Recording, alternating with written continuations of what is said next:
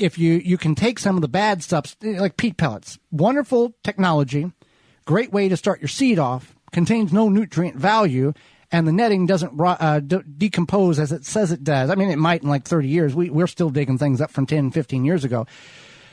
So you can start your seeds off, get them kind of growing, and then remove that netting and place them in another container with compost or potting soil that has some nutrient value. That's what you need, nutrient value. Watering is not nutrient value.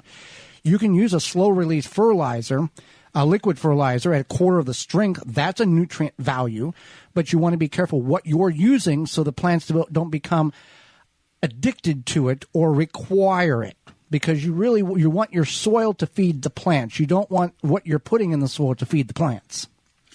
Right.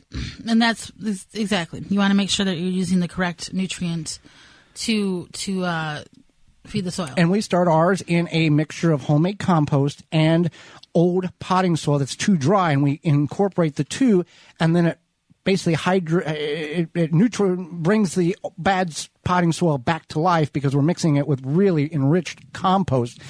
And we're saving money on that end because we're making it last longer, but we're not compromising the seeds in which we are starting in that because we have a good balance of nutrient value, material, medium for the plants to start and grow in for the time being.